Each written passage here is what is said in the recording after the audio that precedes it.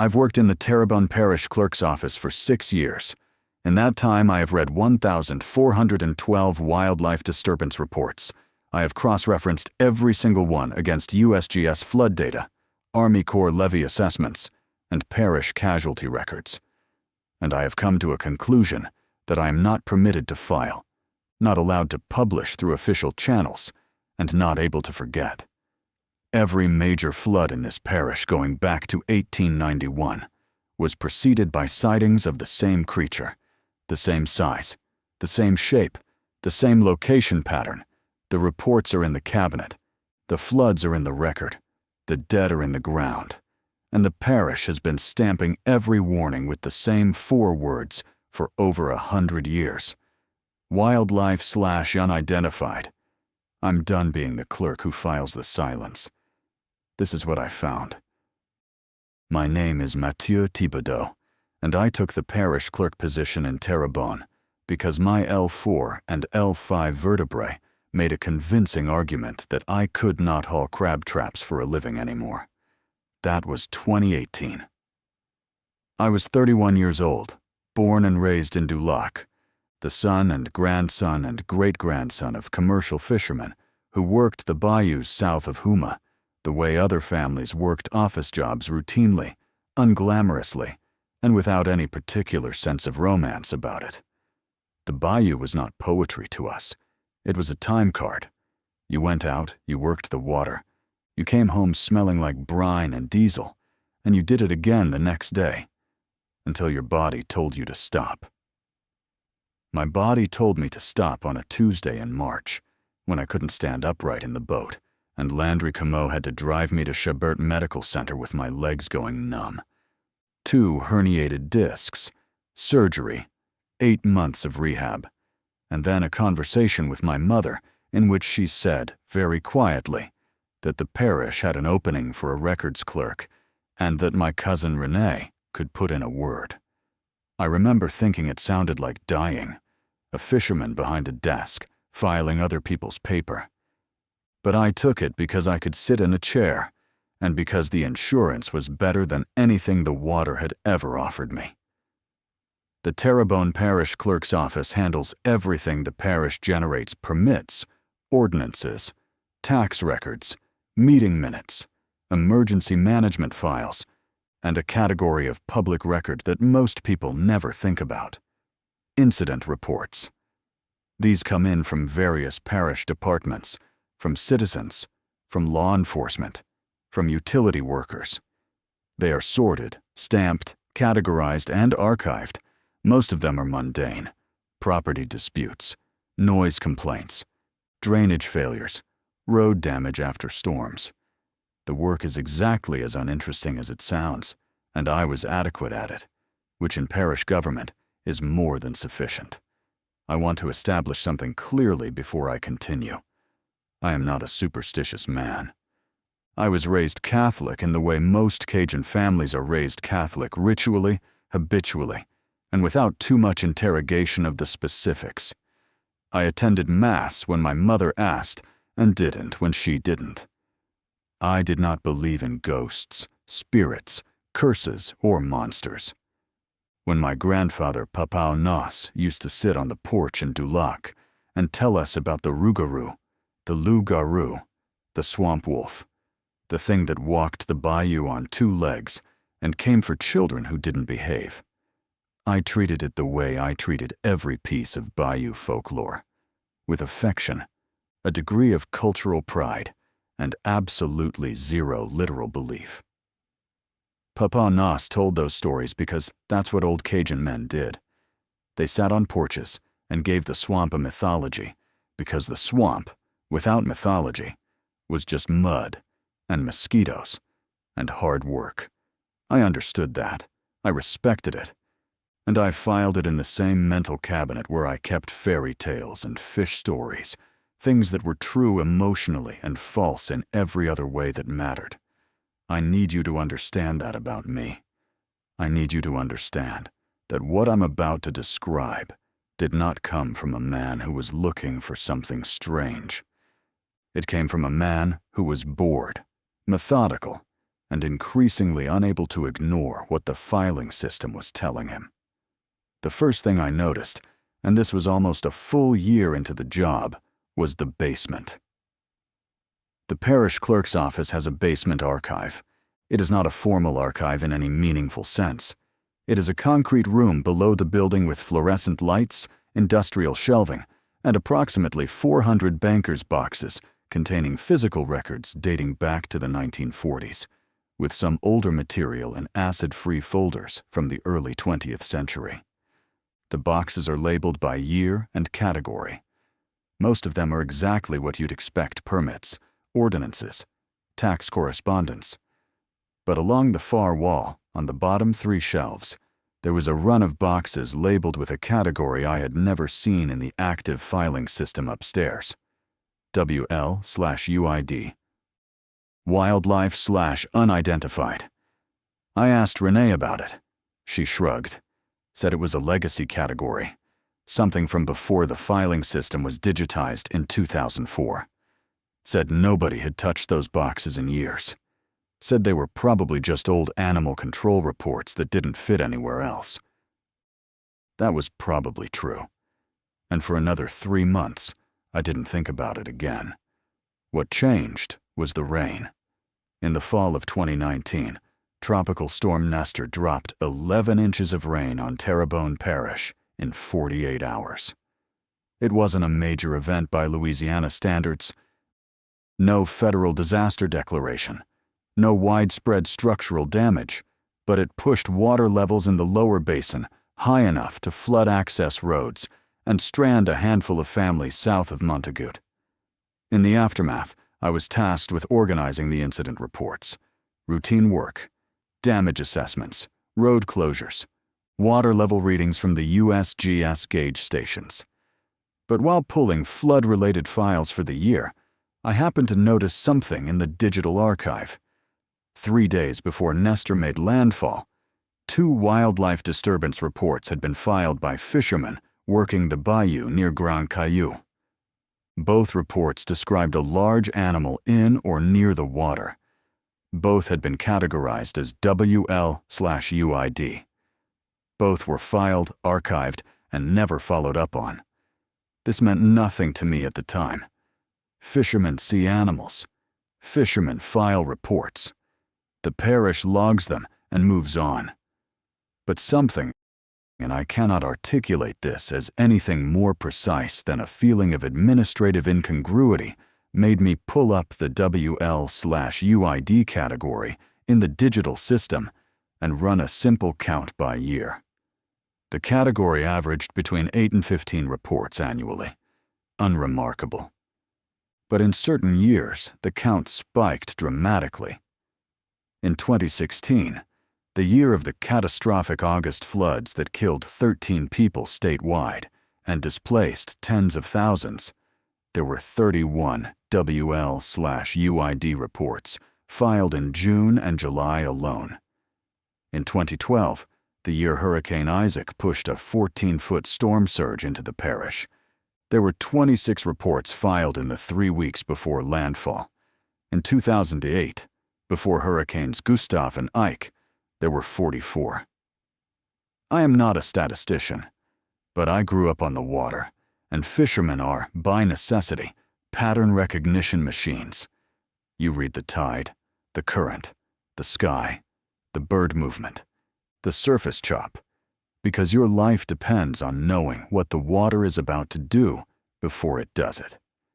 And the pattern I was seeing in the WL/UID numbers was the same kind of pattern I used to see in baitfish behavior before a weather change, a clustering, a concentration, a pulse of activity that preceded an event. I told myself it was coincidence. Large storms agitate wildlife. Animals behave erratically before major weather events. It is well documented that barometric pressure drops can trigger unusual animal movement. The spike in reports before floods was, almost certainly, a secondary effect of the same atmospheric conditions that caused the floods. Animals acted strangely because a storm was coming. Fishermen noticed and filed reports. The correlation was real, but meaningless. Two symptoms of the same cause. That explanation satisfied me for about 6 weeks. Then I did something I shouldn't have done on parish time, but which I could not stop myself from doing. I pulled the actual text of the reports. The digital system, which was implemented in 2004, contained only category codes, dates, filing locations, and a one-line summary field. The summaries for WL/UID reports were almost uniformly unhelpful. Large animal observed near waterway. Unidentified wildlife sighting, no action required. Animal disturbance reported by commercial fishermen, filed for record. These told me nothing. They were bureaucratic shorthand designed to close the file and move on. But the physical reports the original paper forms filled out by the people who actually filed them were in the basement. I went down on a Thursday afternoon in January 2020. I pulled the most recent WL/UID box first reports from 2004 through 2019, the digital era files that had paper backups. I sat on a plastic chair under the fluorescent lights and began reading. The first report I opened was from 2005, filed by a shrimper named Alcide Verret out of Cocodrie. The one-line digital summary read, "Large animal observed near waterway." The original paper report, in Alcide Verret's handwriting, read, "Saw something standing up in the water by the tree line north of Lake Boudreaux. Not a man. Too tall. Shoulders too wide. It was dark-colored and had eyes that caught my spotlight. Watched me for maybe 10 seconds and went back into the trees. Walking on 2 legs. I've been fishing these waters 37 years, and I've never seen anything like it. I don't know what it was, but it was not any animal I can identify." The second report was from 2008, filed by a crawfisherman named Théophile Naquin. Digital summary, animal disturbance reported by commercial fishermen, filed for record. Original text, there was something in the cypress swamp off Bayou du Larche, big, standing upright like a man, but taller than any man. Dark fur or hair all over it. I could see teeth. It was watching my boat. I left the area immediately. My father saw the same thing in 1979 before the flood. I am reporting this because I believe it means the water is coming up. I read that last sentence 3 times. I am reporting this because I believe it means the water is coming up. Théophile Naquin filed this report on August 14th, 2008. Hurricane Gustav made landfall on September 1st. The flood that followed killed at least 52 people across southern Louisiana. I sat in that basement and read 14 more reports. Every single one described the same thing. A large, dark, upright figure seen in or near the bayou. Not a bear. Louisiana black bears are present in the Atchafalaya Basin, but extremely rare in Terrebonne, and none of the descriptions matched bear morphology or behavior. Not an alligator, not a feral hog, something that stood on 2 legs, that was covered in dark fur or hair, that had eyes that reflected light, and that was observed in the shallow water or cypress margins of the bayou in the weeks before a flood event. Every one of these reports had been stamped WL/UID and filed in the basement. Not one had ever generated a follow-up investigation. I need to describe what it was like to go through those boxes, because the experience itself is part of the evidence. The WL/UID archive in the Terrebonne Parish basement spans approximately 60 years of physical records, from the early 1950s through 2019. Older material, pre-1950, is stored in acid-free folders in a separate section that I did not initially access. The boxes are not organized with any particular care. Reports are loosely grouped by decade, but within each box, chronological order is inconsistent. Some reports are on standard parish forms. Others are handwritten on notebook paper, letterhead, or in one case from 1967, the back of a gas station receipt. The archive is not curated. It is a dumping ground, a place where things go to be technically preserved and practically forgotten. Over the course of 3 weeks, working during lunch hours and after the office closed, I read every report in the WL/UID archive. 309 physical reports, spanning 6 decades. I logged each one in a personal spreadsheet with the following fields: date filed, name of filer, location described, physical description of animal, behavioral description of animal, and any additional notes from the filer. The consistency was the first thing that shook me. These reports were filed by different people in different decades from different parts of the parish. They could not have coordinated their accounts. And yet the descriptions converge on the same entity with a specificity that I find impossible to attribute to cultural contamination alone. The creature is consistently described as bipedal, consistently dark-furred or dark-haired, consistently between 7 and 9 feet tall, consistently observed near water, in shallow margins or cypress stands, consistently observed at night, consistently described as watching the observer before retreating, not charging, not fleeing, but withdrawing deliberately. And 73 of the 309 reports, nearly 1 in 4, contained some version of the same sentence Theophile Naquin wrote in 2008, a direct statement connecting the sighting to an anticipated flood. These fishermen were not reporting a monster. They were reporting a warning system.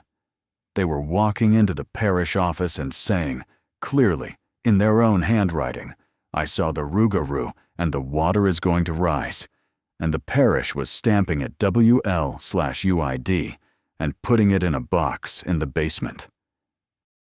I verified the flood correlation systematically. I pulled every available USGS water gauge record and Army Corps flood report for the parish and compared event dates against my sighting spreadsheet. The methodology was simple. For every flood event in the parish that met the USGS threshold for major, defined by specific gauge heights at specific stations, I checked whether there were WL/UID reports filed in the preceding 30 days. The answer was yes. For every single major flood event in the physical record, there were WWL/UID reports filed in the 1 to 4 week window preceding the flood. Every one. Not most. Not a statistically significant portion. Every single one. I checked this 14 times. I reversed the methodology, looked for WL/UID spikes that were not followed by floods, and found 3. 3 clusters of sightings in 60 years that were not followed by a major flood event. 2 of those corresponded to tropical systems that changed track and spared the parish at the last moment. The 3rd corresponded to a period in 1986 when the Army Corps performed emergency reinforcement on a levee south of Houma that had been showing signs of failure, a failure that, if it had occurred, would have constituted a major flood event.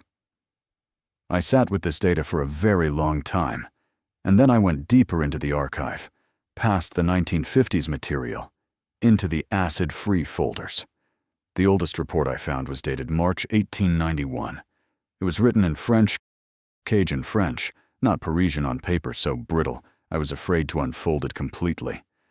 My French is conversational at best, inherited from my grandparents, but I could read enough. The filer was a trapper named Augustin Thibodeau, my surname. I cannot confirm a direct family relation, but in Du Lac, there are only so many families, and the Thibodeau name has been on the water since before the Civil War.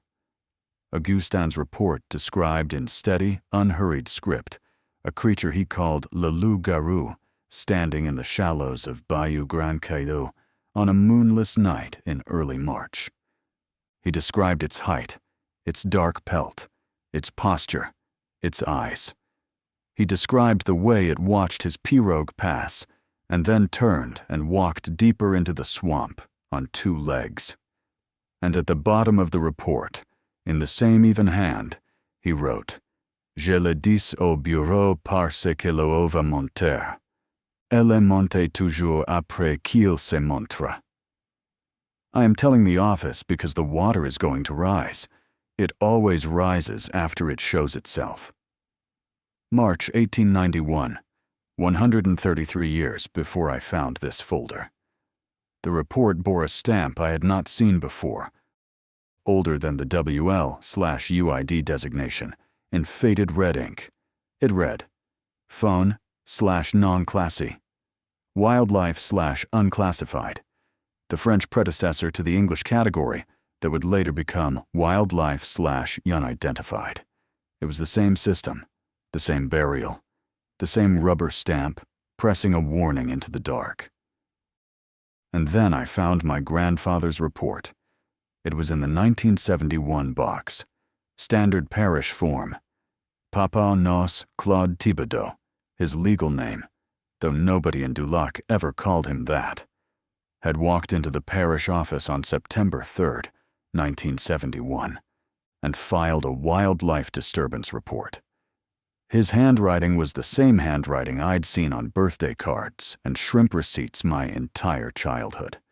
He described seeing a large, upright, dark-furred animal standing in the water near the mouth of Bayou Terrebonne. He described its eyes, its stillness, its deliberate retreat into the cypress. And he wrote at the bottom, This is the same thing my father saw in 1909 before the water took the South Camps. Please send someone to check the levee at Bourg. Stamped, WL/UID. No follow-up noted. The 1971 flood season brought a devastating October surge that overtopped the levee at Bourg and destroyed 19 homes. 2 people drowned. My grandfather never mentioned the report to me. He never mentioned that he had tried to make the parish act on what he saw. He only told the stories on the porch, in the dark, in the old language, to children who he must have known would not believe him. I wonder now if that was a kind of defeat, if the stories were what was left after the official channels had failed. If folklore was the fallback, when the filing system swallowed the truth. I think about that a lot. I think about Papa Nos walking into the parish office, hat in hand, writing his report in careful English because the form required it, asking them to check the levee, and then walking out into the parking lot, knowing the way every Cajun fisherman knows, in the part of the brain that reads water and weather, and the silence of birds that nobody was going to check a goddamn thing. I think about that, and I do not feel curiosity anymore. I feel something closer to fury. I found the memo on a Wednesday in February 2020, 6 weeks into my archive work.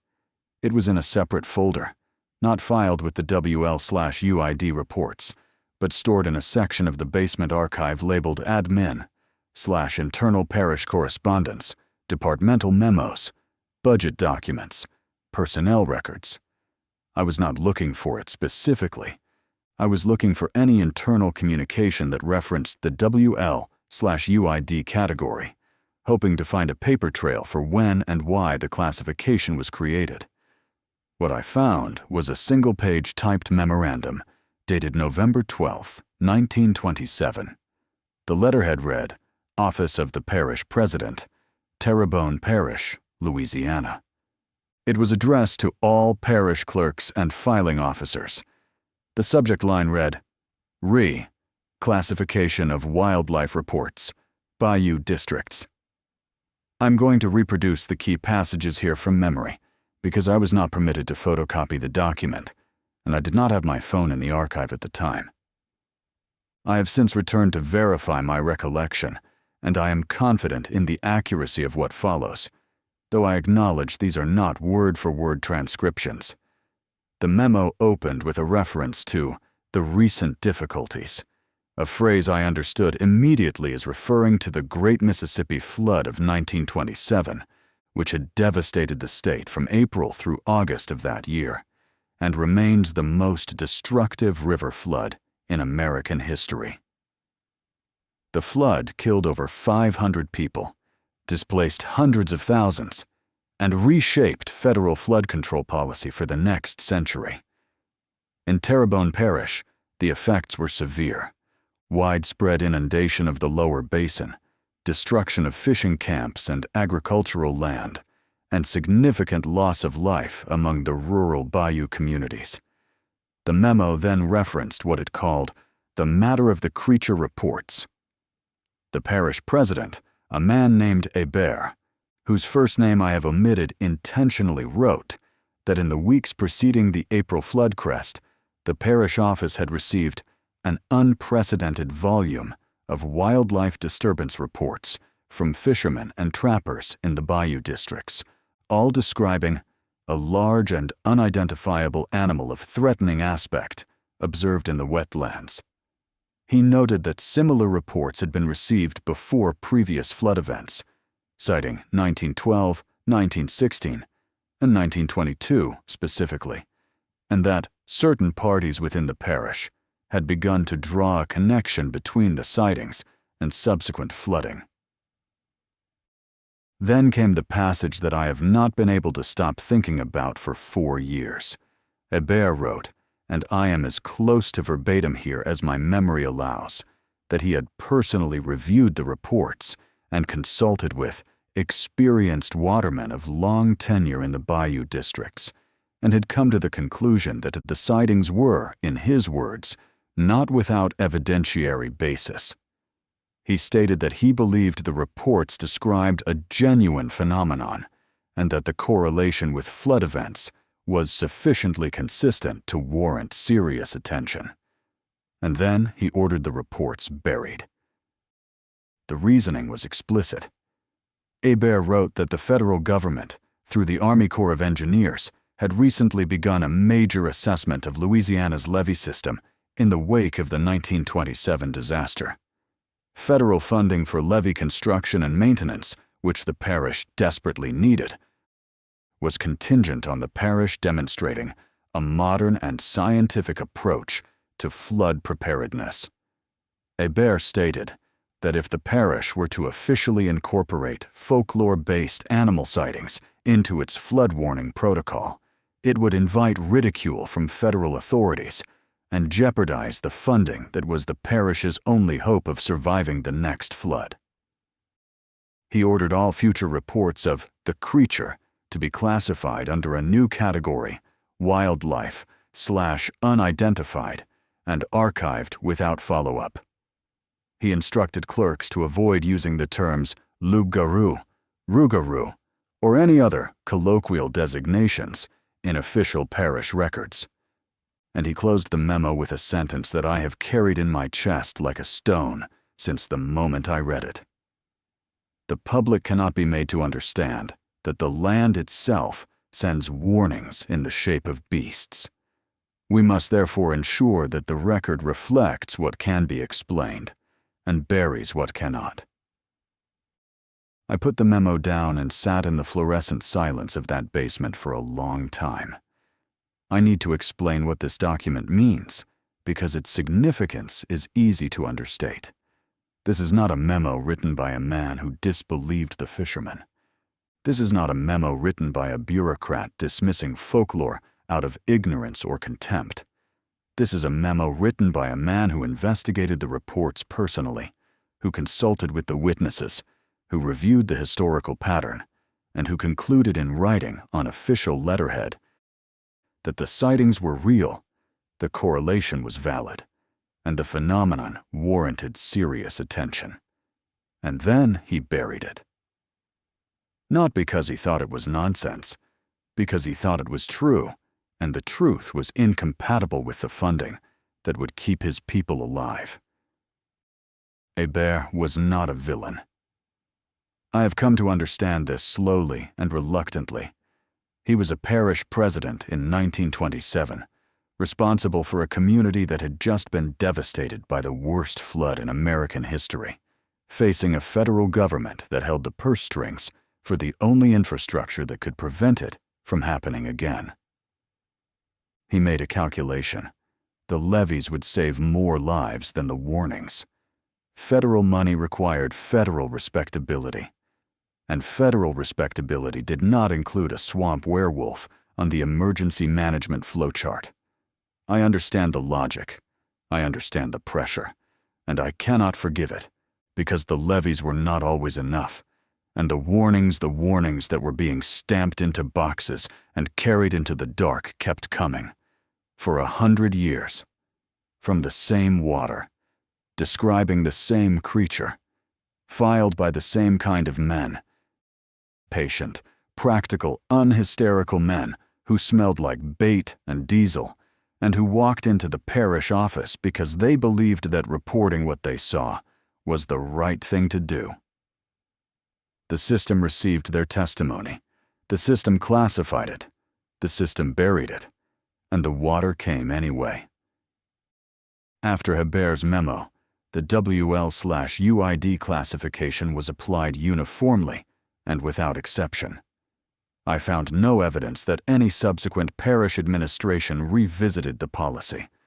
No evidence that anyone questioned it. The memo established a procedure, and the procedure became institutional habit, and the habit became invisible. By the time the filing system was digitized in 2004, the WL/UID category was simply a drop-down option that no one thought about a bureaucratic fossil, perfectly functional, perfectly meaningless. The clerks who used it had no idea what it was originally designed to suppress. They just selected it from the menu and moved on. The machine Hebert built in 1927 was still running in 2020. I was sitting inside it. I had been filing its output for 2 years without knowing what I was looking at, and the water was still rising. I spent 3 months in the spring of 2020 locating and interviewing the fishermen who had filed the more recent WL/UID reports, those from the 2000s and 2010s whose names and contact information I could verify through parish records. This was not an official project. I did not have authorization to contact report filers in any capacity beyond routine clerical follow-up, and I did not represent myself as conducting an investigation. I drove to their homes, their docks, their fishing camps on weekends and after work. I brought coffee.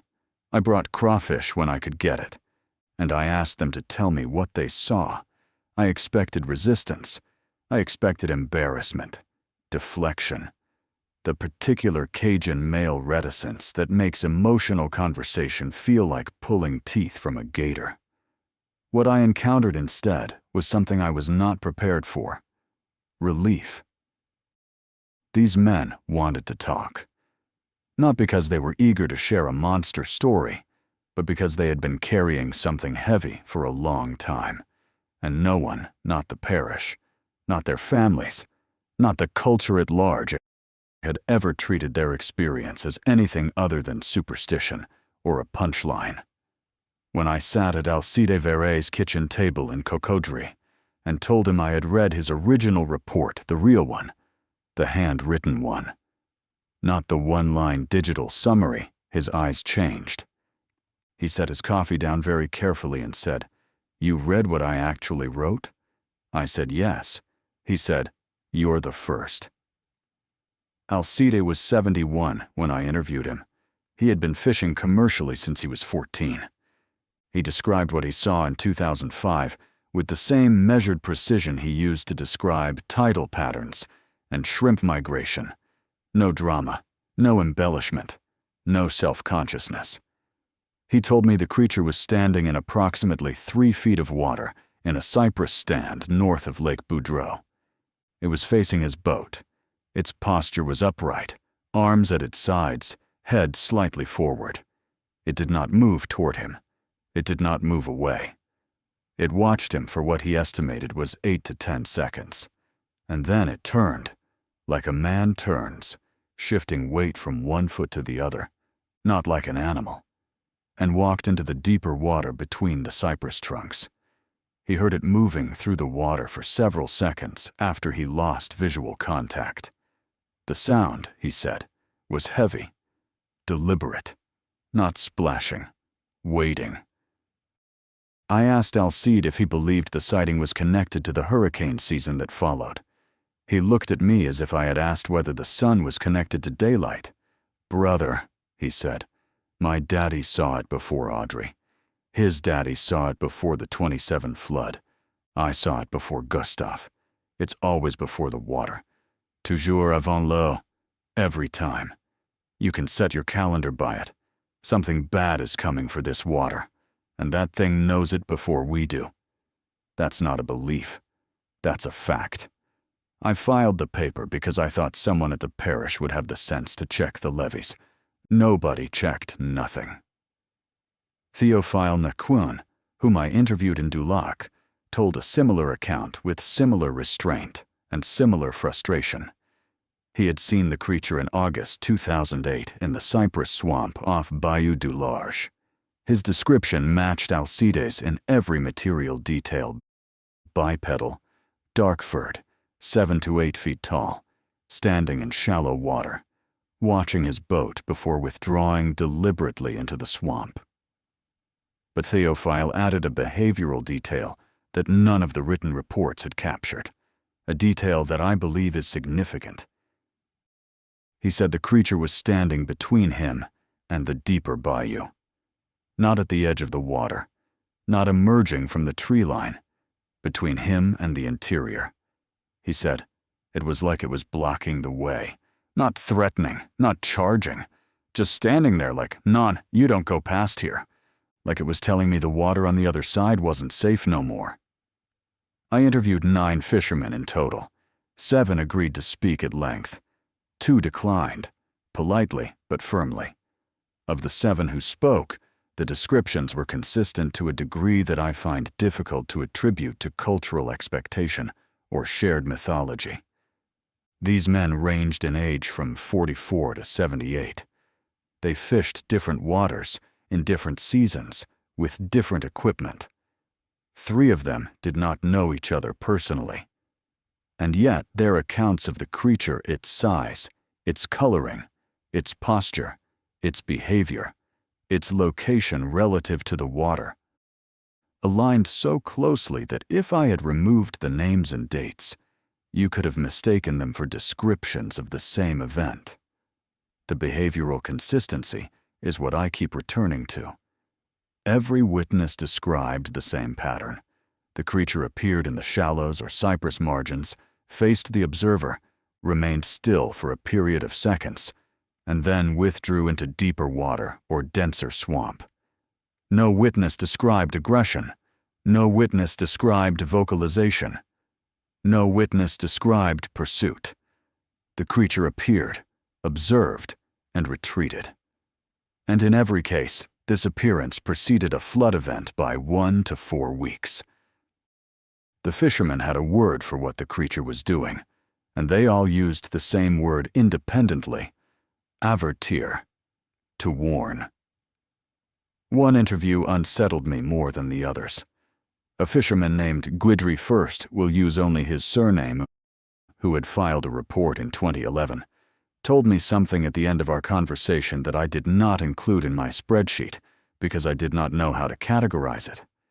He said, after describing his own sighting in precise and credible detail, that he had heard I was asking questions. He said he'd heard it from Alcide, who'd heard it from someone at the dock in Cocodrie.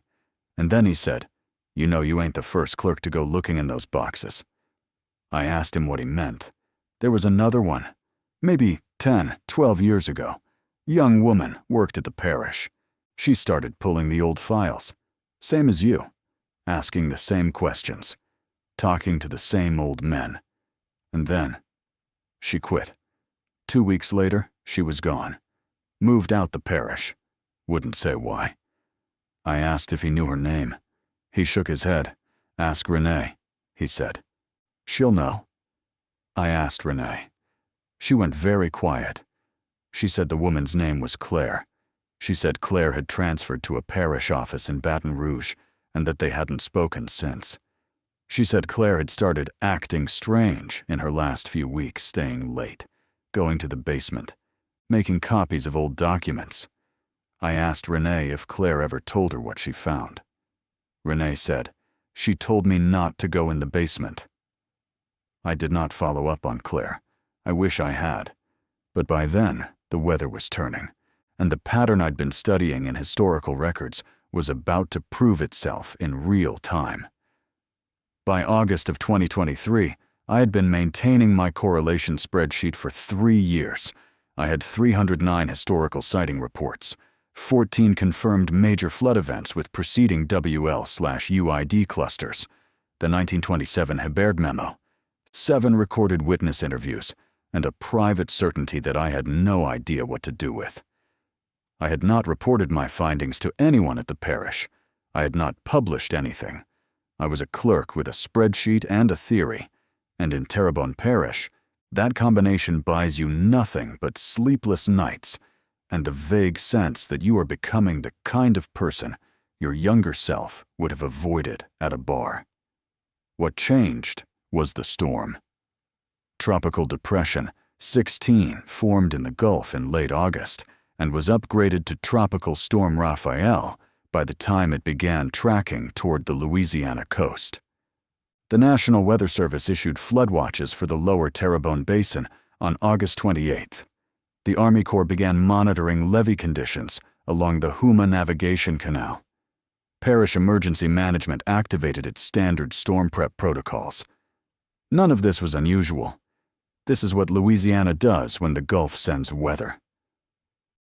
But on August 26th, 2 days before the NWS flood watch, I received a call at the parish office from a commercial crabber named Duplantis, who wanted to file a wildlife disturbance report.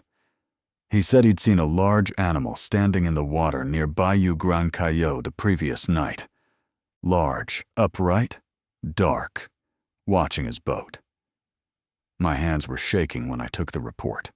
I filed it correctly, WL/UID, per standard procedure, and then I stared at my spreadsheet for the rest of the afternoon. 2 days later, a second report came in.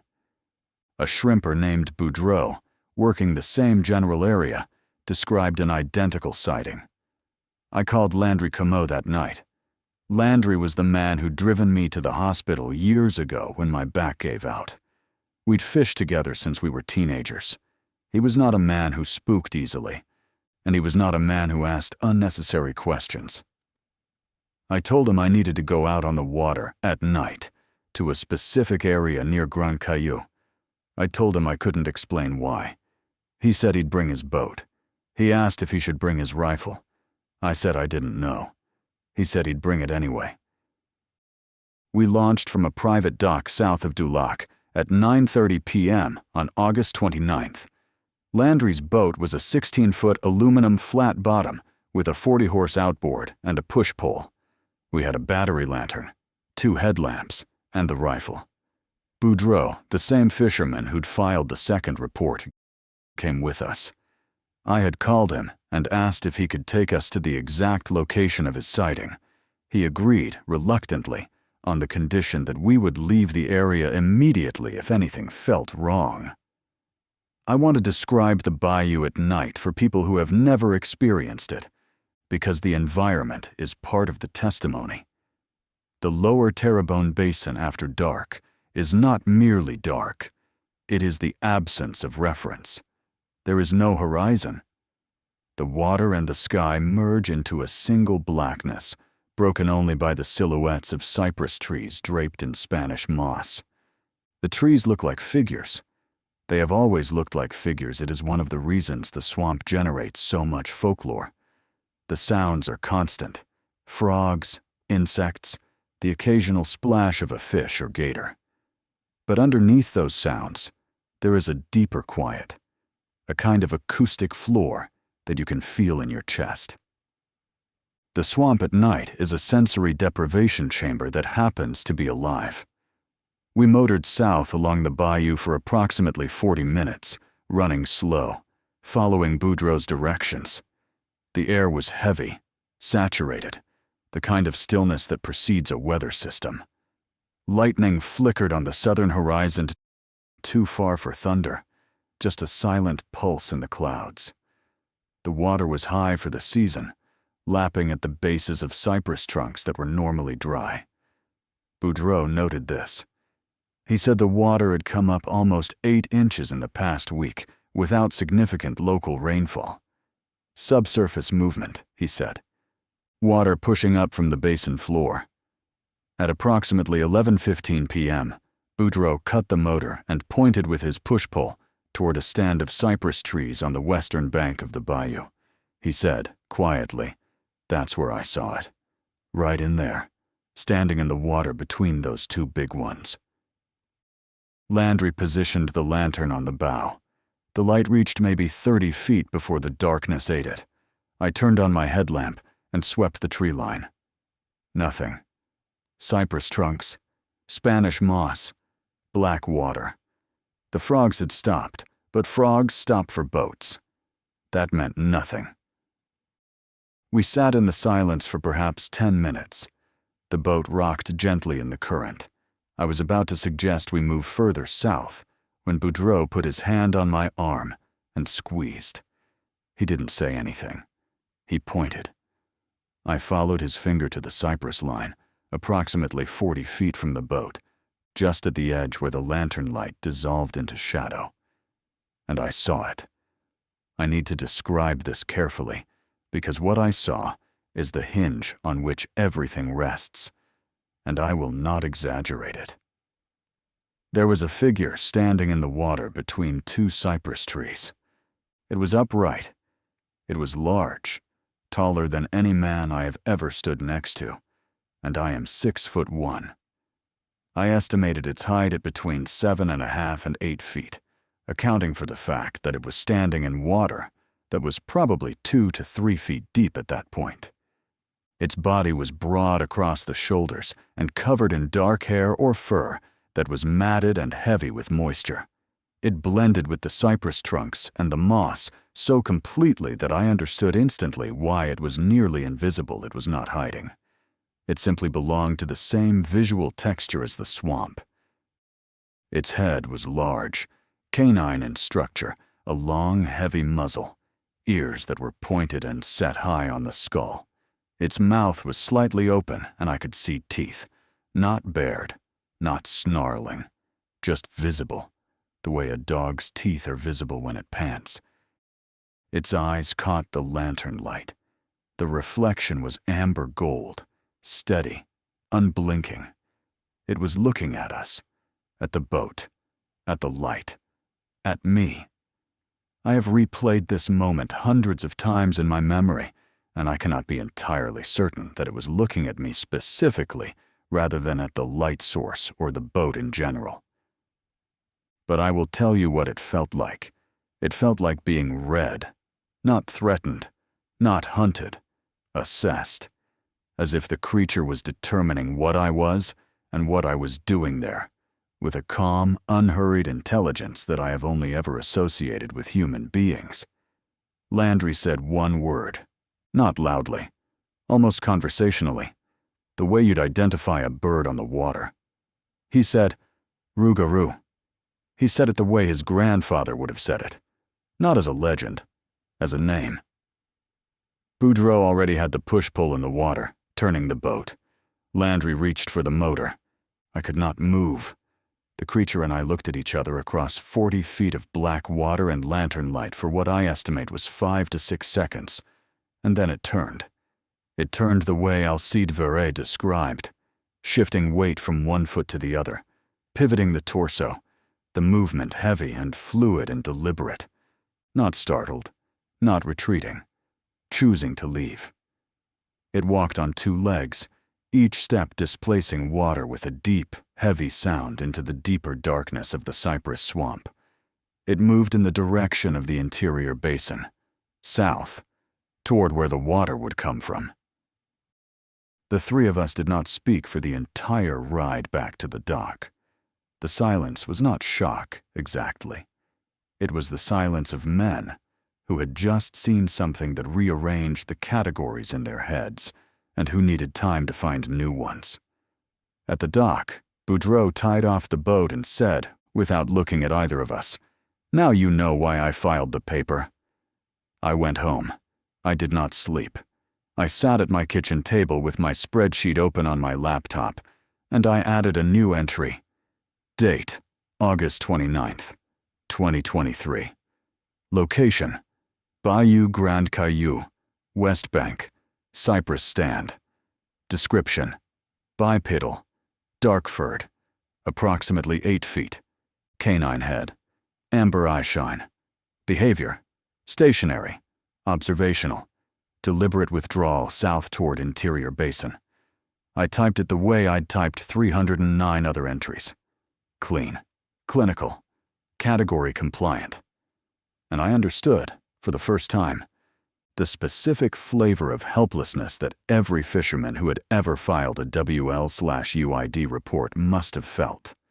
The knowledge that you had seen something real, something that meant something that the parish had 100 years of evidence for, and that the system you were feeding it into was designed, from the ground up, to make it disappear. I filed my report on August 30th, 2023. I walked it through the system myself, filled out the standard form, entered the data into the digital archive, generated the file number. I did not use the word Rougarou. I described what I saw in the same precise, unembellished language that Alcide Verret and Théophile Naquin and Augustin Thibodeau and my grandfather had used. I described the location, the size, the coloring, the behavior. And in the notes field, the field that appears on the paper form but is truncated to a one-line summary in the digital system, I wrote, "This sighting is consistent with a pattern of WL/UID reports preceding major flood events in Terrebonne Parish, dating back to at least 1891. I recommend cross-referencing this report with current NWS flood advisories for the lower Terrebonne Basin and alerting parish emergency management." I submitted the form through the standard process. It was logged, stamped, and filed. The next morning, September 1st, I checked the digital archive. My report was there. Category, WL/UID. One-line summary. Large animal observed near waterway. No action required. My note about the historical pattern, the recommendation for cross-referencing, the reference to flood advisories, all of it had been truncated, not deleted. The paper form still existed with my full text.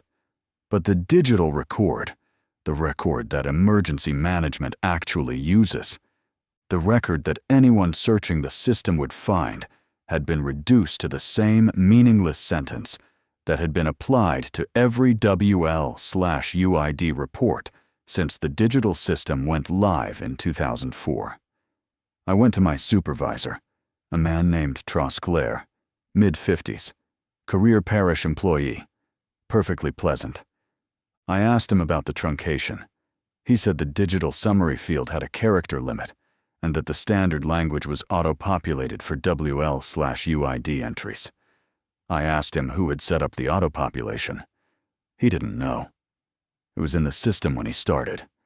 I asked him if he had ever read the physical WL/UID reports in the basement. He had not. I asked him if he knew what the category was originally created for. He looked at me with the polite blankness of a man who has never once wondered what was in the boxes he walks past every day on his way to the supply closet. "Wildlife stuff," he said. "Animal calls, nothing major." I asked if the reports had ever been forwarded to emergency management. "Why would they be?" he said. "They're animal reports." I went back to my desk. I drafted a formal memorandum recommending that the parish conduct a review of the WL/UID archive in light of the flood correlation data I had compiled. I cited the Hebert Memo. I cited the witness interviews. I cited the USGS flood records. I put numbers on the page dates, gauge heights, sighting counts, statistical confidence intervals that even my rudimentary methodology could demonstrate were far beyond chance. I sent it to Clerk, I sent a copy to the parish emergency management coordinator. Trosclair responded the next day, in person. He came to my desk, leaned against the cubicle wall, and said in the tone of a man trying to be kind that he appreciated my thoroughness and that he would pass it along, but that the parish could not allocate resources to investigate historical wildlife reports during an active storm preparation period. The emergency management coordinator did not respond at all. Tropical Storm Raphael made landfall west of the parish on September 4th. The storm itself caused moderate wind damage, but the real crisis, as is almost always the case in southern Louisiana, was the water. The storm surge, combined with 3 days of sustained rainfall and an already elevated basin, pushed water levels past the major flood threshold at 6 USGS gauge stations in the parish. The bayou came up. The levees held in most places. In 2 places, they did not. The flood of September 5th to 6th, 2023, killed 11 people in Terrebonne Parish. I need to say that number again, because the first time I wrote it, I almost kept going, and that would have been wrong. 11 people. 11 names on the parish casualty list, which I helped compile in the days after the water receded, because compiling casualty lists is part of the clerk's job during disaster recovery. I typed their names. I typed their addresses. I typed the cause of death for each one. Drowning, drowning, drowning. Blunt force trauma from flood debris. Drowning, drowning. I typed the dates and the locations and the next of kin information, and I sat in the clerk's office doing this work while knowing that the warning had been in the filing cabinet, that I had tried to push it upward through the system, that the system had performed exactly as designed, which is to say, it had absorbed the information and produced no action. But what I discovered next is what I cannot live with quietly. In the course of compiling the casualty records, I cross-referenced the names of the deceased with the parish database, as required by procedure. Standard identity verification. Most of the dead were elderly residents of the lower basin who had not evacuated, or who had evacuated too late, or whose evacuation routes had been cut off by rising water. Their names meant nothing to me beyond the professional sorrow of typing them. But one name stopped me cold. Théophile Naquin.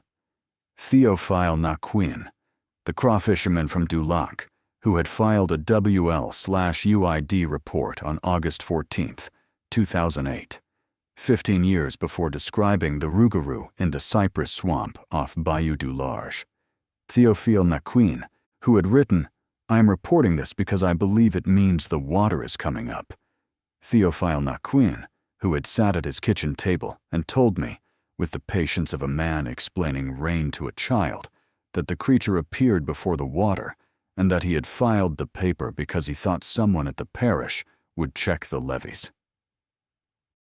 Théophile drowned on September 5, 2023, in floodwater that entered his home south of Du Lac. He was 78 years old. He lived alone. His home was in a zone that my correlation data had flagged as high risk based on the cluster of recent WL/UID reports, including the report I had filed myself 4 days before his death. He had seen the Rougarou. He had filed the warning. The parish had stamped it and put it in a box. And 15 years later, the water that the creature had been standing in front of the water it had been, in his word, blocking, came into his house and took him. I do not know if an evacuation order based on the WL/UID pattern would have saved Théophile Naquin. I do not know if the parish could have acted on my memorandum in time to change the outcome. I do not know if anyone would have listened. But I know the warning existed. I know it was filed. I know it was buried. And I know Théophile Naquin is dead. the machine that Hebert built in 1927, the machine that takes the testimony of fishermen who have seen what the bayou is trying to tell them and stamps it into silence. That machine killed Théophile Naquin as surely as the water did. Not through malice, through procedure, through the accumulated weight of 100 years of institutional habit that no one ever questioned, because questioning it would require believing something that no modern bureaucracy is equipped to believe.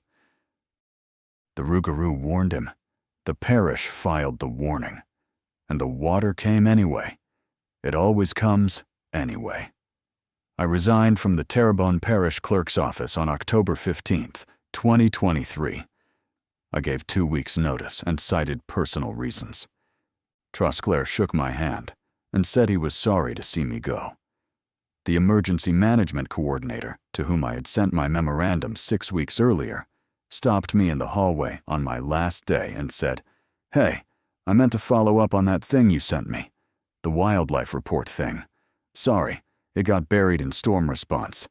You want me to take another look?" I said no. I said it didn't matter anymore. That was a lie. On my last day, I stayed in the office until everyone else had gone home. I went to the basement. I opened every WL/UID box from 1891 to 2023, and I photographed every report, front and back, with my personal phone. I photographed the 1927 Hebert Memo. I photographed the acid-free folders containing the oldest French language reports. I photographed my grandfather's 1971 filing. I photographed Augustin Thibodeau's 1891 report with its faded red phone/non-classy stamp. I photographed my own report from August 30th, 2023, with its careful, futile note about the flood correlation. It took 4 hours. I left the building at 11:40 p.m. The same time, I realized later that I had first seen the Rougarou in the bayou. Over the following months, I organized the material. I built a complete digital archive, every report, every flood correlation, every witness interview, transcribed from my recordings with their permission, the full timeline from 1891 to 2023, and the Hebert Memo. I wrote an explanatory document not unlike what you are reading now, that laid out the pattern, the evidence, the suppression, and the consequence. I sent it to every Louisiana journalist, every environmental organization, and every flood research group I could find an email address for. Most did not respond. 2 journalists asked follow-up questions, and then went silent. One environmental researcher from Tulane asked to see the raw spreadsheet data, and I sent it. She wrote back a week later and said the correlation was statistically striking, but that she could not publish a paper linking flood events to an unidentified cryptid without career consequences that she was not prepared to accept. I understood. The same logic that drove Hebert in 1927 was alive and well in the modern academy. The data was real. The pattern was real. But the creature at the center of the pattern was inadmissible. It did not fit in any existing framework, not wildlife biology, not meteorology, not emergency management. And institutions do not act on evidence that does not fit their frameworks. They file it. They reclassify it. They put it in a box in the basement, and they move on.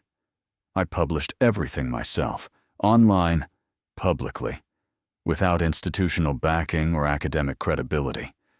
Just the documents, the data, the interviews, and my own testimony. I expected nothing. I expected it to disappear into the noise of the internet, another unverifiable account from another anonymous source. Within a week, it had been viewed 40,000 times. Within a month, it had been referenced by 3 independent flood researchers, 2 Louisiana historians, and a USGS hydrologist, who contacted me privately to say that the correlation data was, in his words, the most uncomfortable spreadsheet I've ever opened. The parish issued no official response. They did not confirm or deny the existence of the WL/UID archive. They did not acknowledge the Hebert memo. They did not comment on the flood correlation data. The silence was total and institutional and perfectly consistent with 132 years of practice. Then, in January 2024, I received an email. No name. A Proton mail address I did not recognize. The subject line was empty. The body of the email contained one sentence. Attached file. Bayou La Fourche, 2 days ago. The attachment was a single photograph, high resolution, taken from what appeared to be a game camera, the kind hunters and wildlife researchers mount on trees to capture nocturnal animal movement. The timestamp in the lower right corner read, January 17th, 2024, 3:42 a.m. The photograph showed a section of bayou I did not immediately recognize: cypress trees, still water, heavy vegetation. Standard La Fourche parish wetland. But in the center of the frame, approximately 20 feet from the camera, standing in water that reached its mid-thigh, was a figure. Upright, broad-shouldered, dark-furred. Head turned slightly toward the camera, one eye catching the infrared flash in a flat, pale disk of reflection. It was the same thing I saw in Bayou Terrebonne on August 29th, 2023. The same thing Alcide Verret saw in 2005. The same thing Théophile Naquin saw in 2008. The same thing my grandfather saw in 1971. The same thing Augustin Thibodeau saw in 1891. The same thing. I checked the location embedded in the photograph's metadata. Bayou La Fourche, approximately 6 miles southeast of Thibodeau, Louisiana. I pulled up the Army Corps Levee Assessment database and searched for the nearest structure.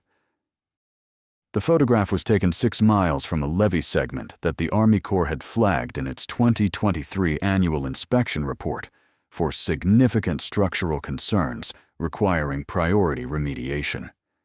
The levee had not yet been repaired. Flood season was 5 months away. I replied to the email. I asked who had sent it. I asked how they'd found me.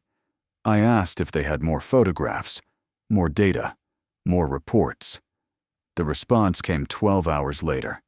Again, one sentence. Check the filing cabinets in La Fourche. I have not yet gone to La Fourche Parish. I will. I have contacted the Tulane researcher and shared the photograph and the metadata. She has not yet responded. I have sent the information to the USGS hydrologist, who confirmed that the levee segment in question is on the Corps' priority repair list, but has not been funded. He said, and I quote, "If that levee fails in a major rain event, you're looking at catastrophic inundation of everything south of Highway 1. I asked him if the Corps had an early warning protocol for levee failure. He said, "We have gauge stations, we have weather models, we have satellite monitoring." I asked him if any of those systems could predict a failure weeks in advance. He paused for a long time. Then he said, "No. I don't know what the Rougarou is.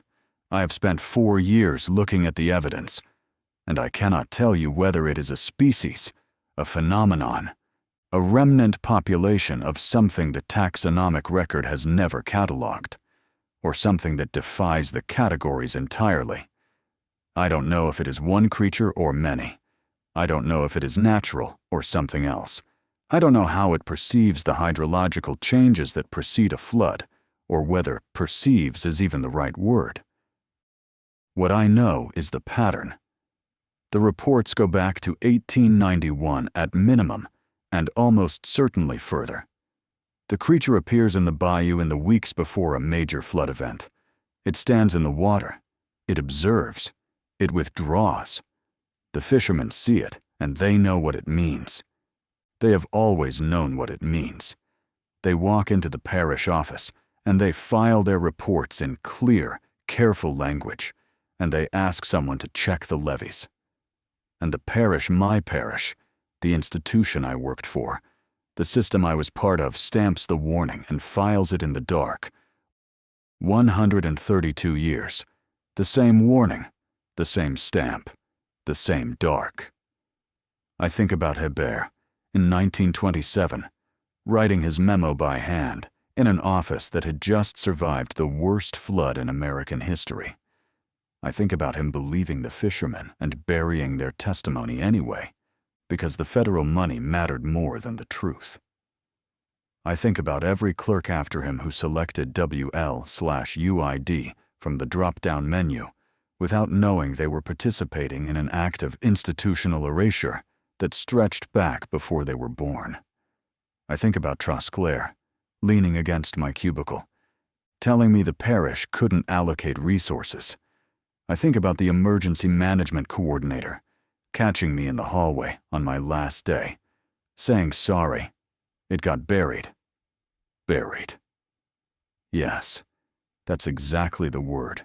And I think about Théophile Naquin, 78 years old, alone in his house in Dulac, as the water came through the door.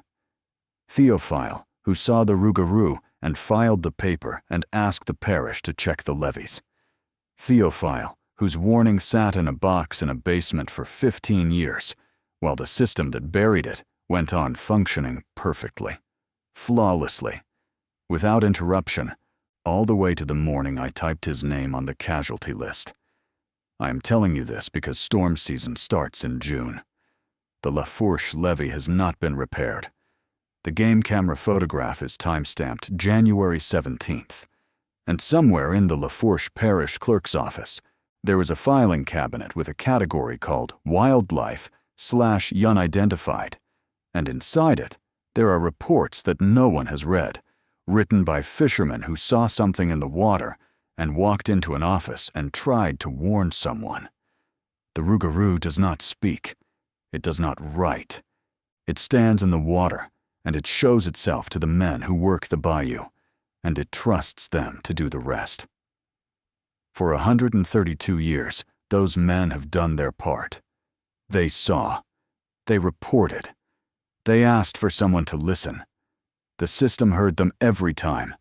The system filed them every time. The system failed them every time. The water doesn't care what you file it under. It comes anyway. But maybe if someone reads the files before the water comes, it doesn't have to take everyone with it. I have read the files. I am telling you what's in them. The rest is yours.